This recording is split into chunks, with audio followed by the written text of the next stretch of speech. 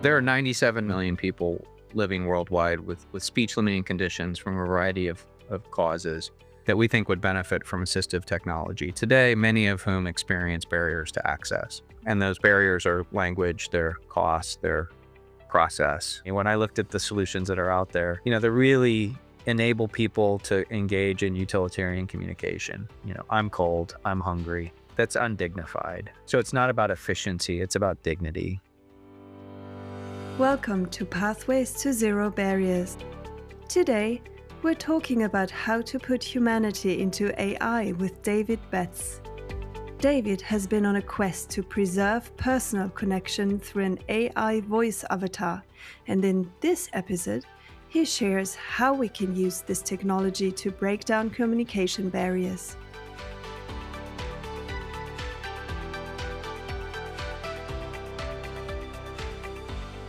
Hello, my name is Tom Butcher with the Zero Project, and it's a delight to be able to welcome you to our third season of Pathways to Zero Barriers podcasts.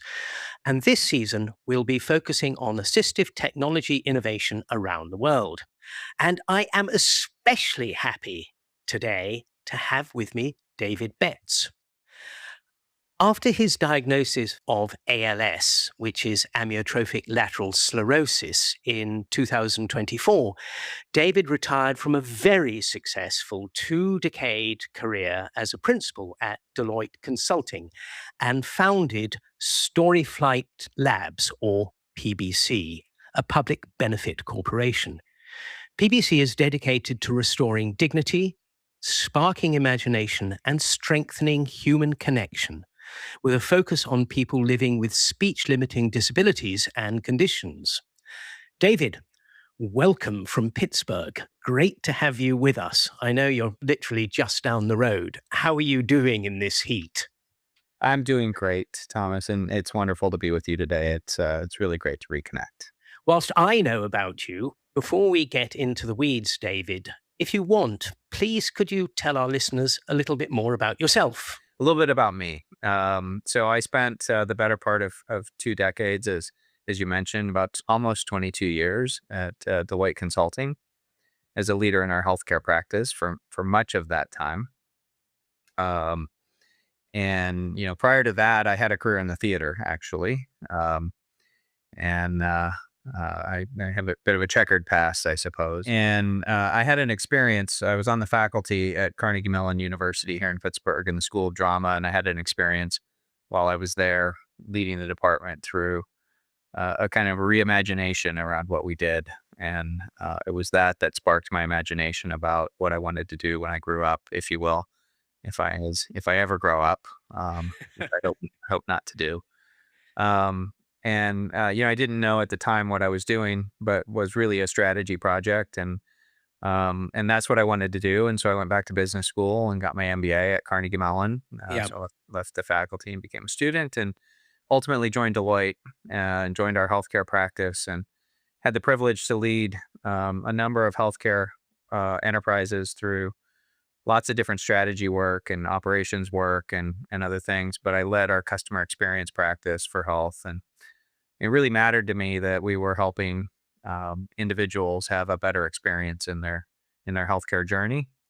And I did a lot of our research around what it really meant to be a consumer of health, and how to experience their healthcare journey, and what really mattered to people in that journey when we're at our most vulnerable moments. And then I had the privilege to build a public health practice that served. Ultimately grew that business to serve 20 states. And at the center of all of this is really, again, like, what does it mean to be a consumer of health in the US in particular? And never did I imagine that at one point it would be, me at the center of that healthcare journey. But in 2024, that's what happened. I found myself with a diagnosis of ALS, and ultimately, that's what led me to, once a consultant, always a consultant, I suppose, begin the exploration of, what are the tools that allow people with this disease and others to be successful living with this disease and other speech-limiting conditions in particular. Great. And Thank you so much. And listeners, please remember two things. First, theatre as part of David's background. And then he's being incredibly modest when he said he built two practices. If I remember rightly, they were two $250 million practices. So you're not talking about small change. This is a really great entrepreneur we're speaking with. So going from that to my first question, could you tell us about your particular innovation together with the problem it solves and just how it does it, David? so when I was first diagnosed, well, what really led to my diagnosis in many respects was that I began having issues with my speech. Now, you thankfully today don't probably notice it, but I do. And I notice it in a couple of ways. I slur my S's more than I used to.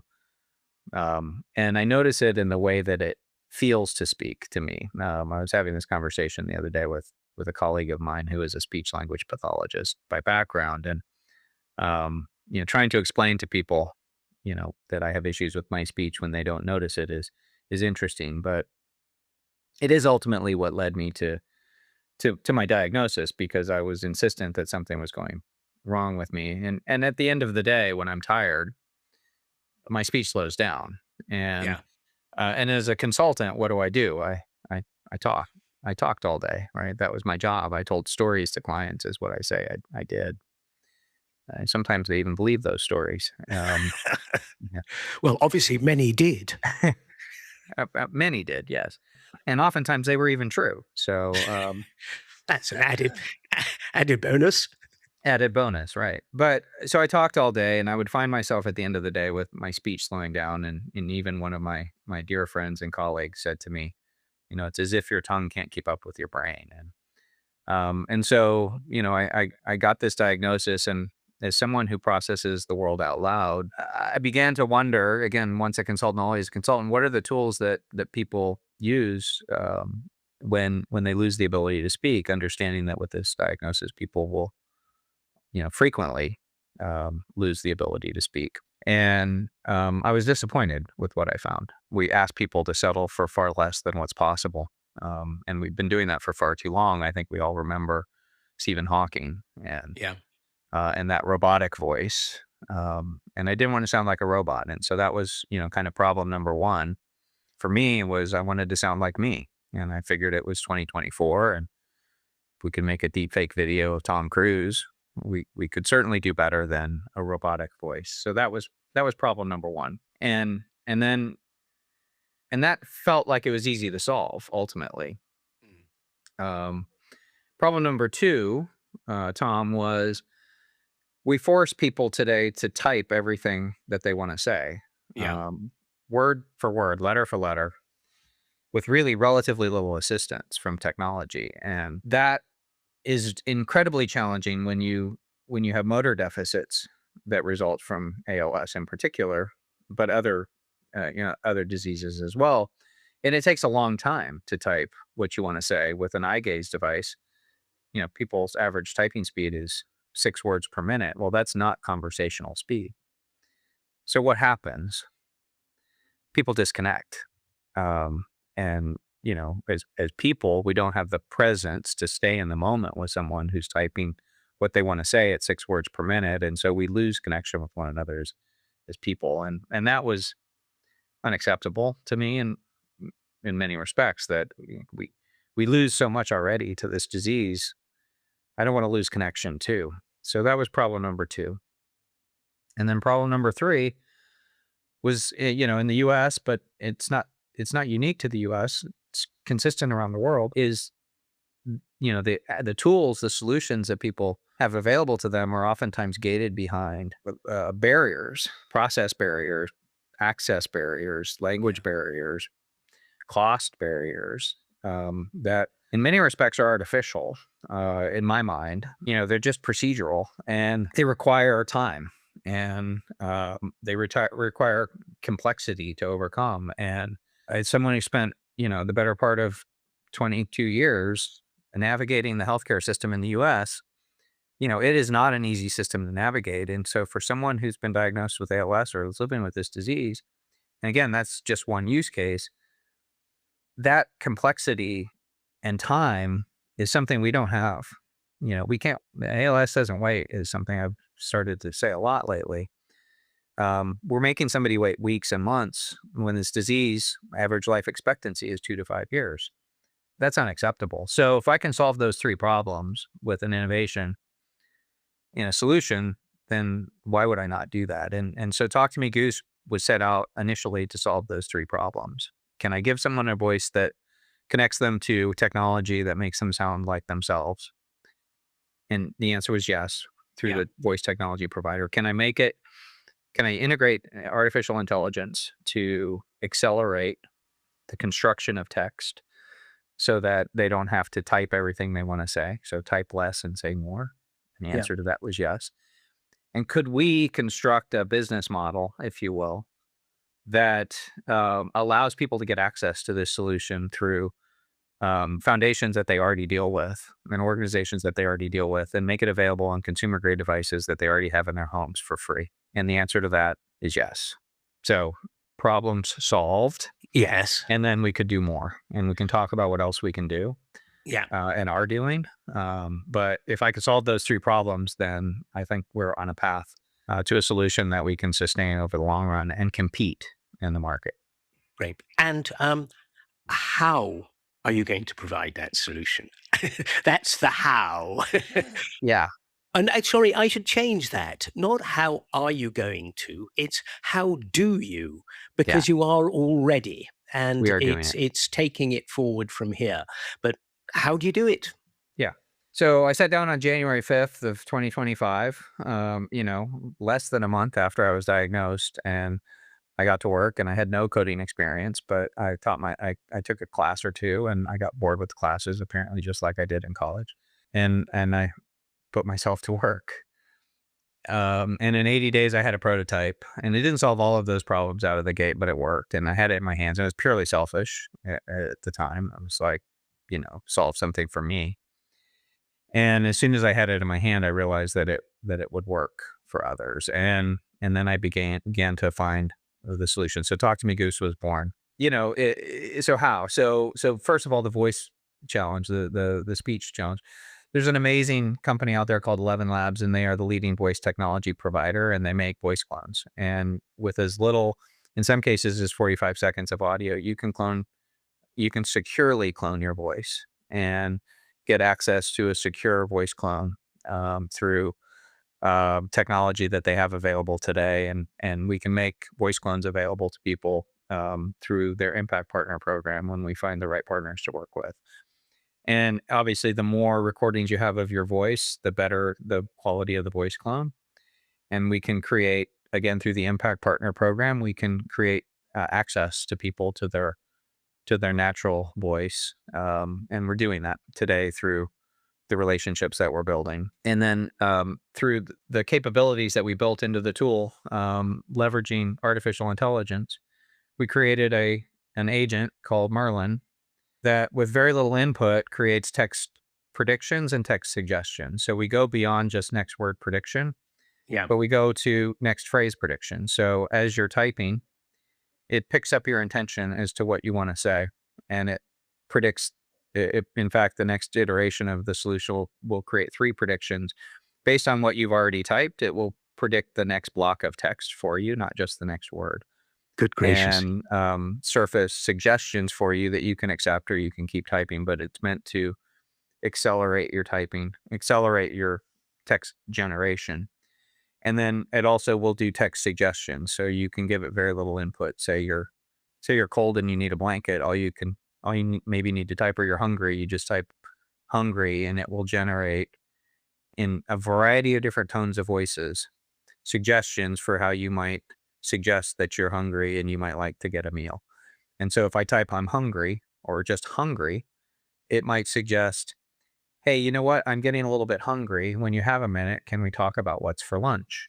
Yeah. And so we've gone from something that might sound like a demand in a robotic voice, hungry, and to my caregiver, that sounds annoying and demanding and robotic and stressful. to something that might even sound a little bit sassy and fun and humorous, and puts humanity back into the Yeah. exchange. And that's what I was intending to solve for. And so we can use AI to do that, and it happens in milliseconds. And so that's the second part of it. And then the third part of it was we found some great partners to work with and Live Like Lou. And they're engaged with the ALS community here in North America, and they make the app available through programs with them for free. And so we make it available through them. So again, check. Yeah. Problem solved. That's the how, both That's the what and the how. great. Thank you very much indeed. I mean, what you've told me, once you actually start looking at something like that and look at kind of predictive text and voice cloning, it sounds, so far into the future, but it's actually there already. I think to use that term, I would be bamboozled if I was even addressing something like that. David, you mentioned clone securely. What do you mean by the word secure in this context? Well, maybe let me share a little bit about the process I went through initially, and then talk a little bit about the state of play Yeah, now, please. Thomas. So initially, when I first looked at cloning my voice, I went to what was at the time sort of described as the leading provider of voice cloning technology for people living with speech limiting conditions. And I cloned my voice. I was very hopeful. I went through Yeah. that process. And the result was, in my opinion, terrible. Um, and it sounded like me, Mm. but it sounded like me spitting one word out after another with no rhythm, no prosody, no cadence, nothing, no emotion.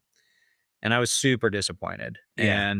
And then I came across the 11 Labs voice cloning technology that I mentioned, um, and the quality was amazing, even with just a few 15-second clips and getting to an instant clone. The quality was quite good.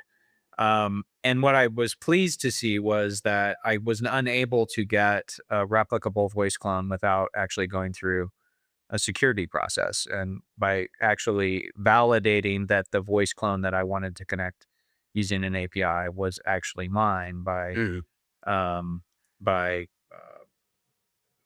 by speaking myself, speaking into a few random sentences that they provided for me in the moment to validate that that voice model was my own. And so now and then at that point and now for people living with a speech limiting condition, they have to actually have documentation to support that they are unable to go through that secure process. But that security process gave me confidence that security posture means that we're not talking about a company that would enable a deepfake Yeah. voice clone, and they were obviously of the highest quality voice cloning technology available at the time in December of 24. If you wind the clock forward today, I see there are a number of other companies out there that have Yeah. competitive products or competing products. I wouldn't even necessarily say they're competitive, where the security posture is much lower. And that worries me. And I think it worries the industry a bit as well. Yeah. And so 11 Labs has a lot of relationships with foundation partners. They've stood up this impact partner program. They have verified security protocols, as I've described. They're getting better all the time. They have secure API protocols. They are adhering to GDPR. They're adhering to all of the right um, frameworks that are necessary, from my perspective, to be the right partner to work with. And so that's who we're going to be kind of hitching our wagon to, knowing that we have the right protocols in place, that they have the right protocols in place, and that we can confidently provide our users with the right mechanisms to know that their voice is secure with us, and it's secure with them as well. There are a number of other products out there that I think are far less secure, and it does Yeah. worry me. And I suspect that we'll see regulation coming down the line in the U.S. at some point, Mm. and probably around the world as well. Great. Thank you so much. You talked about setting up businesses. Looking out there, what's the market and the landscape like for this type of innovation? Because from what you say, it's not relevant only to persons with ALS. It can have relevance across a spectrum of disabilities or conditions. Am I correct? It does. And so I'm gonna expand a little bit. So there are 97, we believe, 97 million people living worldwide with speech limiting conditions from a variety of causes that we think would benefit from assistive technology today, many of whom experience barriers to access. And those barriers are language, their cost, their process, as we've discussed. Um, and so, again, we tackled some of those in design. The app works in 31 different languages with the AI engines underneath it. It's available on iOS, Android, and Windows, so platform isn't an issue. And so now the challenge becomes finding the right partners to make it available, globally, in the same model that we want to stamp out, or that we have stamped out with Live Like Lou. We want to stamp out around the world. Now, the business aspect. How does one make that a sustainable business becomes the next big question. And I wrestled with this for a long time. Now, interestingly enough, in the solution itself, so in the tablet version of the solution, I was working with a family here in the US that has young kids. And I don't have any children, but I've had children in my lives. And I made a comment earlier today that I told stories to clients. So my entire career was built on storytelling. We come back to theater. And all the world's a stage, right? So they sent me a picture early on of Darren using the solution with his children on his lap. And I realized, and it hit me very strongly, that he had two young kids, one of whom was 3 years old, and had never heard her father tell her a bedtime story in his own voice. And so I was struck by that, Thomas, because we have a godson who lived with us for many years, and we just used to sit around the dining room table, and all we did was tell stories. We'd make them up and tell stories, and that's how we entertained ourselves. Every night was just story making and storytelling, and so I couldn't. And the caption of that, by the way, was Merlin is making him a smooth talker. So I love that, because that was exactly the purpose. But I couldn't get out of my mind the idea that here's a father who couldn't tell a bedtime story to his children. And so into the app went a feature called the Story Builder. So using AI, again, a problem that I didn't set out to solve, but emerged from user feedback, in this case, sort of implicit user feedback, was the ability to create and tell in the user's own voice a bedtime story. Right. And in a very few short clicks, and just less than 3 minutes, to create a very compelling sort of choose your own adventure bedtime story.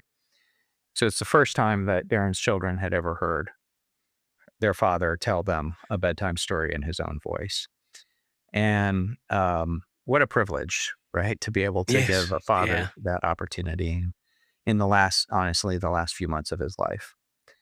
And to create those memories. And that feature became, compelling for a lot of reasons. And it's also one of the most used features of the app in its instantiation today. And it's become kind of the inspiration, because I found myself playing with it as I wrestled with this business problem. Because I don't want to make Talk to Me Goose a product that tries to sustain a business, because it then begins to violate the problem I tried to solve around how do we make it accessible for people who need it for free. Right. So when I started playing with this, I was playing with the story features, I was pondering the question, and I found the answer was staring me in the face, was that it was so much fun. Why couldn't I just create a second app that everybody would have fun creating stories? And that became its own product. and it's called Fables Adventures. And we created a second product and we put it out on the market for consumers to play with. And anyone can play with it, and they pay for the privilege to do so. And they get to make stories and share them with the world in their own feed. And it stands on its own as a consumer product. Yeah. And there's a whole community of storytellers out there for a cause, and it generates revenue to support my habit of giving things away. And that became the business. Yes. And the underlying engine for story making and story sharing actually has many, many use cases, because the act of creating a story and sharing it with one another has a lot of power.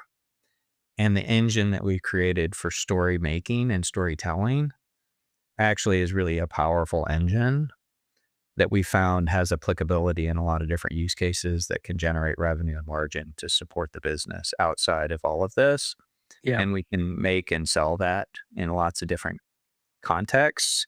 And that gives us the power to make Talk to Me Goose available to those 97 million people who need it. With the right foundation relationships, we can get small enough contract sizes that it makes it a win-win-win for everybody. And so that's the sustainable business model that we're trying to create at Storyflight Labs to make this work globally for everybody. You said you were going to mention it, but you haven't yet. I'm sorry. Yeah, no, everybody asks it. The name, Talk to Me Goose. Why? Yeah. So, well, I was a junior in high school when the very first Top Gun film came out. Yeah. And if you're familiar with the movie, Yes, indeed. Maverick's radio information officer is named Goose, and it's his best friend, right? And Goose, the very first line, the very first film is "Talk to Me, Goose," and Goose, of course, dies in the accident in the first film. But whenever Maverick needs help, whenever he needs a dose of courage, it's the line that he says. He says it throughout the first film. He says it throughout the second film. And it's whenever he needs some help, whenever he needs a little dose of courage, when he's uncertain. And I think when I started building this, I realized I'm going to need some help and a little bit of dose of courage, probably more than a dose on this journey that I'm on. And that name just literally came to me in those first 80 days when I was sitting there trying to think about how to solve these problems. And it really resonated with me. And, honestly, the film almost made me go down the path of becoming a naval aviator. And the world is a better place that I did not, for many reasons. But that's the name, and it's stuck. And I love it. I love the films. And the concept, the underlying concept of just needing a little help, needing a wingman, kind of is in there. Great. I think maybe there should be another book listening to how long you did your coding for, which should be Around the Code in 80 Days. The story of building an app in 80 days. I think that would be really cool, and use the app to create the story. We won't go there either. But what we will look at now is, you've been doing this for a period. You're probably seeing trends, developments, and indeed further challenges for this type of solution. Can you speak to any one or all of those for a bit, i.e. the current trends that you see, good developments, bad developments, and challenges, surmountable, insurmountable, or ones that just arise the more work you do, the more you try to improve, the more you make your app accessible to people? Well, I did the thing initially that I always told my clients to never do, which is? Yeah. I built it with user research of n equals 1, meaning I built it for me. Yes. And because that's the only research user I knew of at the time that needed it. And I didn't have the time nor access to be able to do more research. And I built it in 80 days, and I got the prototype out there. And so we've just completed in May, actually some very detailed user research with a project that I sponsored at Carnegie Mellon with their Human Computer Interaction Institute. And And I learned a lot about experience and user interface design from that team. They were a phenomenal team of senior undergraduates finishing their degree in human computer interaction.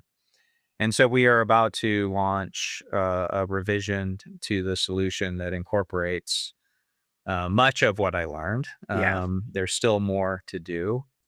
Onboard users is something that I think I have underappreciated how hard that is, Thomas, to bring people into the app and help them understand how it works and make them feel comfortable with using the various features and Yeah. components, and how hard that is to do. Yeah.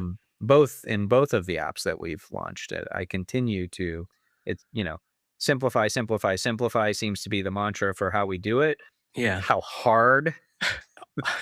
simplification is. Yes. It sounds easy, but it is incredibly difficult to simplify the user experience. So I'm on this mission right now to do that and just make it easier for people to use all the time. And hopefully this next version will make it easier for everybody to use, including those that are using an eye gaze device in particular. That's Yeah. the next round. I've done this all myself with no coding experience, so I'm greatly looking forward to continuing to build our team. We've hired a business development person. I'll be bringing on a technology leader. I have anxiety about all of that. Yeah, I can imagine. But, I'm also very excited about all of that Yeah. because I think it will allow us to go in new directions. But, I'm equally excited and terrified about where this goes from here. Equally, probably. Equally. Yeah. That's great. Thank you so much. And I want to talk about AI. Sure. Your solution would, if I'm not wrong, not be possible without AI. I'd like to come back to talk about AI, not only in the context of product development, but market dynamics, but also to ask you a question based on what you've just said, which is this whole issue of simplification. Making things simpler, shorter is really difficult and it takes time. How does, or maybe it doesn't, how does AI provide a tool to simplification? Yes. Or Well, maybe it doesn't. it is interesting because I would say I have gone through an evolution over the last, or revolution perhaps, over the last year and a half. And I've been very careful, but I've probably been very, I say careful, but both risk averse and risk loving at the same time, maybe a balance of each. I will not put things into the solution unless I understand them. I think there's been a lot of development, and I even get challenged on it, online all the time, that our solution is just this vibe coding, kind of AI enabled piece of work. It's AI enabled, Yeah.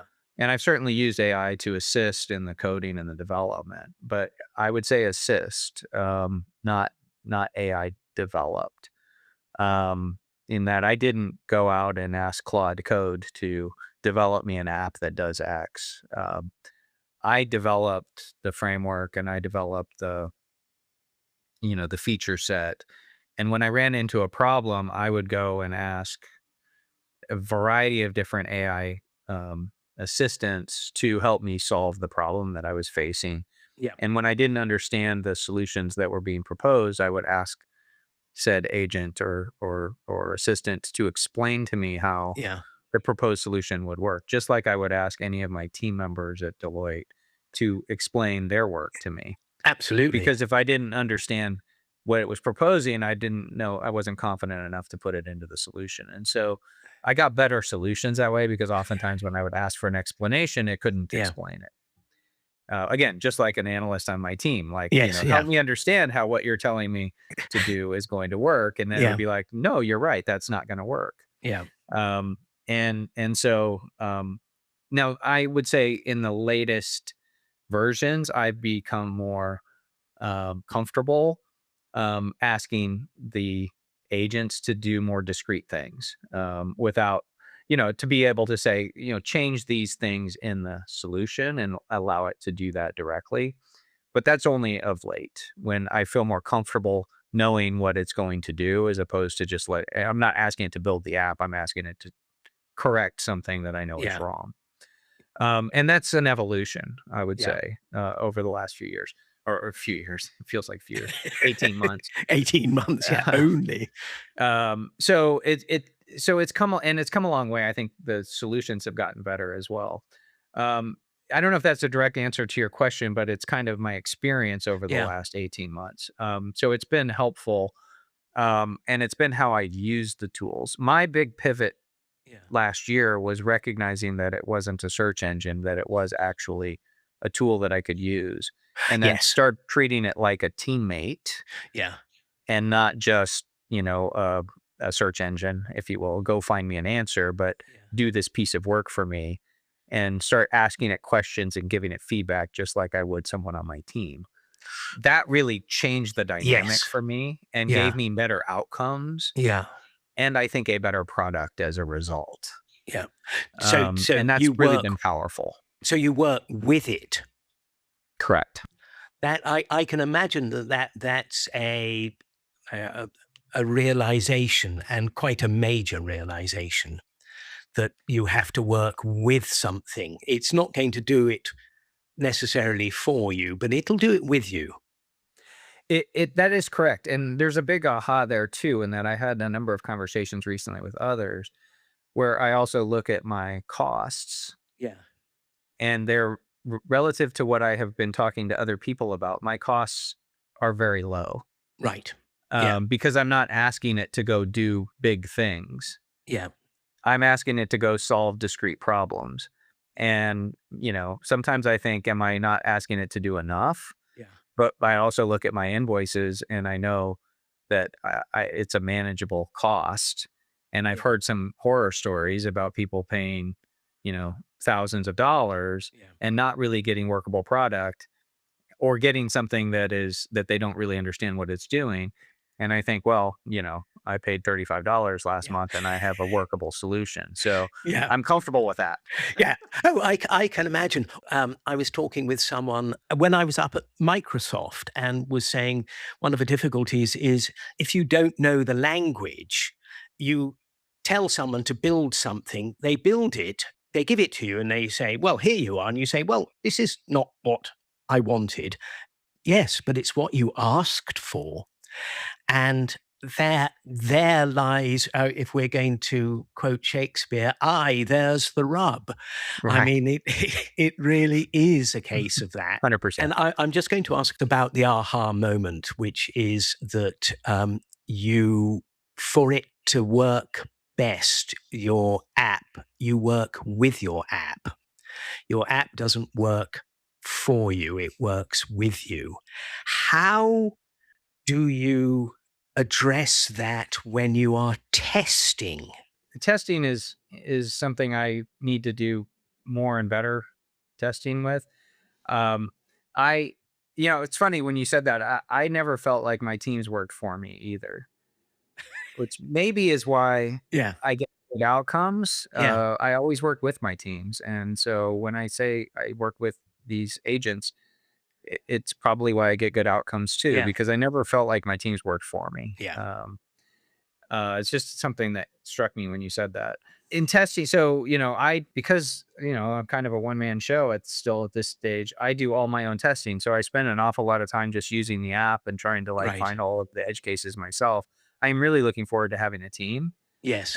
and someone with a lot more experience in technical development than I have to know actually how to automate some of our testing because Yes. that would take a load off. Great. Thank you. I'm looking at time, and I'm cognizant that we've just got a not very long. So what I'd like to do, David, is I'd like to try to sum up briefly how, through your experience, um, you've actually provided us some very, very useful and practical takeaways, some which are general takeaways and some which are specific. Looking at first the solution that you're providing in your field, what it appears to me is that you have proven and you are proving that with creativity, the triple barrier or the triple barriers of cost, process, and access can be overcome. So that's the first thing specific to your solution. Second, also, which is when people are given back their voice, which is what you're doing, they're given it back quite literally, but they're given back so much more because it helps reconnect people. It helps build or rebuild communities, both large and small. And I think what's so important is that it demonstrates just how technology can be used to give people agency, how they can build self-efficacy, trust, and so important, specifically in this area, a sense of belonging as opposed to a sense of isolation. And then thirdly, I think, which is just so important, going from the particular to the general, I think it's just incredibly, or you've proved and demonstrated how incredibly important it is to remember that communication is about so much more than just day-to-day back and forth dialogue. And that's dialogue in its simplest form, because it's not. I don't know whether that sums up what you've been able to tell us and share with us, or whether there's anything particularly you should like to add to that. No, I think you summed it up really well. Just I think two things I might say on the sense of belonging and building communities. I think one question that I've pondered, especially as we think about the storytelling app, Yeah, and the further applications of the storytelling engine that we built. The question that I keep thinking about, Thomas, is, wouldn't it be really cool if the technology that we're building, the artificial intelligence enabled yeah, storytelling, could really help us rebuild community, right? Through storytelling.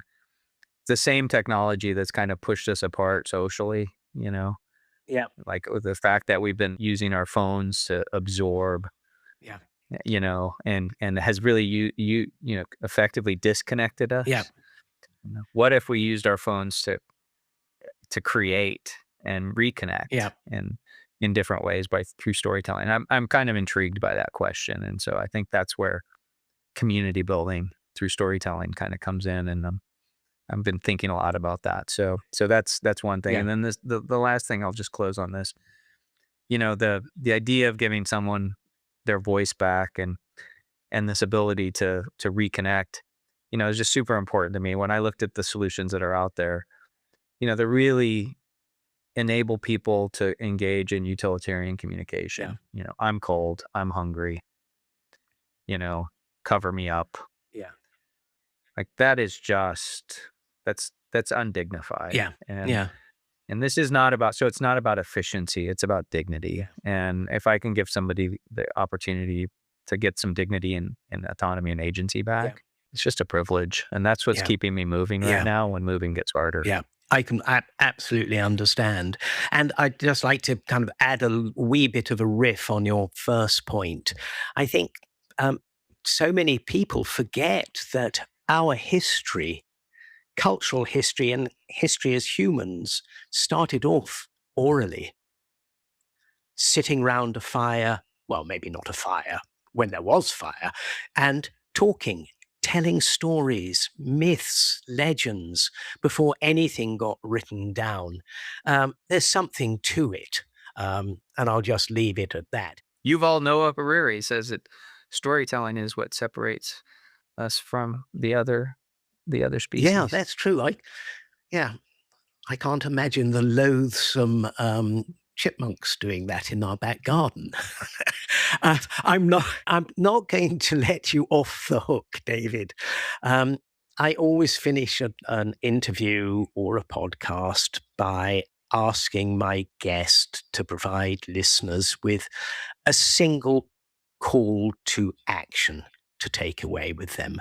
What would yours be to our listeners today? I'm gonna go a little off Oh, script, go Thomas, for it.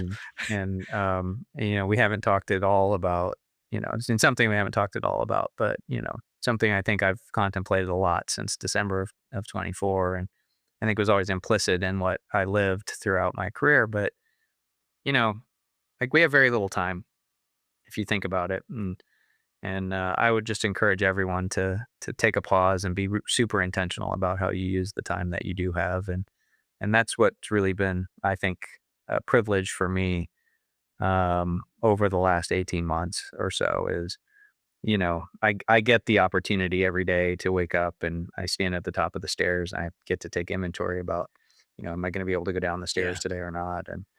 Um, and how I use that time from the moment when I stand at the top of the stairs until the moment when I go back up. So I get to make a choice yeah, as to what I do with that time, and I would encourage everyone to make a choice and be intentional about how you use every one of those moments from the top of the stairs at the beginning of the day to the top of the stairs at the end of the day, because it's really a privilege to get to do what I get to yeah, do, and it's really a privilege to get to do what you get to do. So use it yeah. wisely. And I totally agree with you. David, thank you very much. Thank you for joining us. It's a joy to be able to do this podcast. We talked about it for a number of months and went back in February. So actually to be able to sit down in front of you has been absolutely great. And thanks so much for sharing not only your experiences, but also your wisdom with us. And David, thank you once again. Stay cool, listeners. It's going to be about 95 degrees Fahrenheit here in Cleveland Heights and down in Pittsburgh, where David is. I'm afraid I am so antediluvian that I can't translate that into Celsius, but I think it's, around about 36 or something like that. Anyway, so we'll try and stay cool, and we'll just ask you listeners to please look out for the next episode. Goodbye, and thank you for tuning in. Subscribe to Pathways to Zero Barriers so you don't miss our next episode. We will be exploring the world of AI sign language avatars with Alex Lepelletier, CTO of Synapse.